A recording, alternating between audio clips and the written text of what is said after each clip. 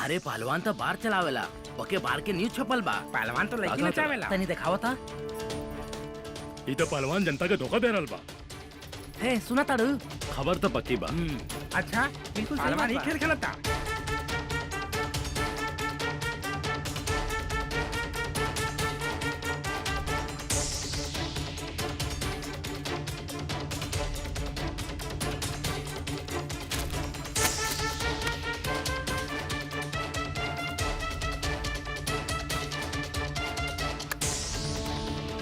बिहार में शराब पर पाबंदी होने के बावजूद भी यहाँ पर बॉलीवुड बार में शराब परोसी जा रही है और इस बार का मालिक पहलवान बताया जा रहा है और ये दावा किया जा रहा है कि कई सालों से ये बार चलाया जा रहा है। देख सकते हैं कि शराब और शबाब का नंगा नाच देखने को मिल रहा है रामपुर के बॉलीवुड बार में। जी हाँ, घटना रामपुर से आ रही है जहाँ लेडीज बियर बार होने का दावा किया जा रहा है। बॉलीवुड बार में हर रातें होती है रंगीन और बार गर्ल्स पर लाखों रुपए लुटाए जाते हैं और यहाँ पर शराब भी परोसे जाते हैं। फोटो में साफ देखा जा सकता है कि ये रामपुर के बाहुबली पहलवान जी हैं, जो बार में अपने बेटों के साथ मिलकर रंगरलियां मना रहे हैं और लड़कियों पे पैसा भी उड़ा रहे हैं।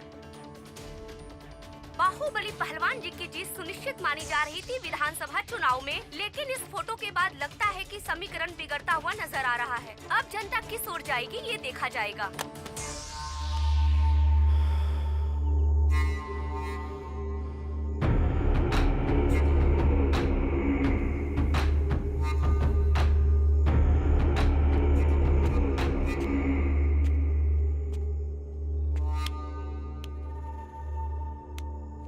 मलिकार, हाई कमान के फोन बा। हाँ नेताजी। अरे नेताजी गईले तेल लेवे। तू जेल जाए के तैयारी कर पहलवान। चिंता मत करी, पता लग गइल बा के कैले रहे। तोरा सारा जुर्म लाइव हो गइल बा टीवी पर। अब कोनो नया जुर्म करे की जरूरत नहीं खे। नेताजी आप बिल्कुल चिंता मत करी। आप बेफिक्र रही नेताजी, हमार दोनों शेर गइल बाड़े शिकार पे। लेख छापे वाला कल खुदे अखबार में छप जाई। रामपुर में जीत खाली हमारा दहशत की हुई। ये पहलवान के वादा बाप से। प्रणाम।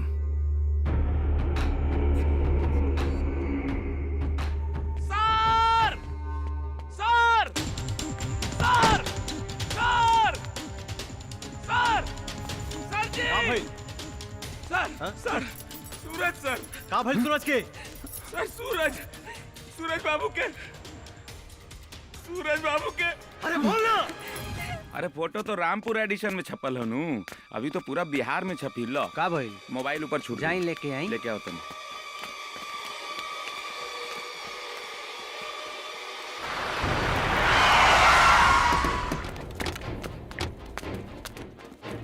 अरे पत्रकार, अब तोर मौत के खबर छपी। ब्रेकिंग न्यूज बनावे के बड़ा शौक बना तोरा। बनाओ ब्रेकिंग न्यूज। नमस्कार, कल के ब्रेकिंग न्यूज। ईमानदार कर्मठ जोशीले पत्रकार का काम तमाम, बजाओ ताली। तो पत्रकार महोदय, हमरा बाबूजी के खिलाफ लिखे के बड़ा शौक बना तोरा।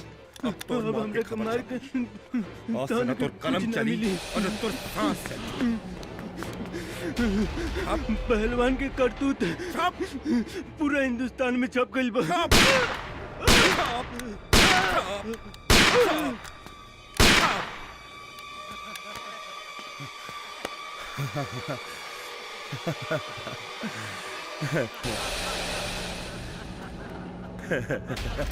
हो गई छपाई।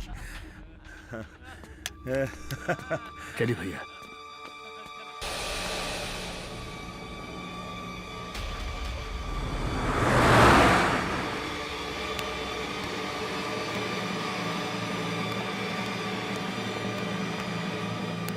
सूरज बाबू!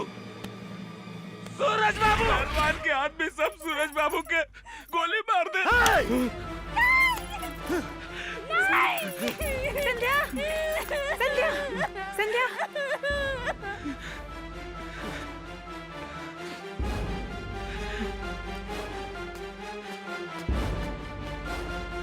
बिहार में में एक पत्रकार की हत्या होने से सारे पत्रकारों में भय का माहौल व्याप्त है। हम इस हत्या की कड़ी निंदा करते हैं। एक पत्रकार की मौत से रामपुर के इस चुनाव पे प्रभाव पड़ सकता है। जिस तरीके से ये हत्या की गई है उसके बाद से ही रामपुर में खलबली मच गई है।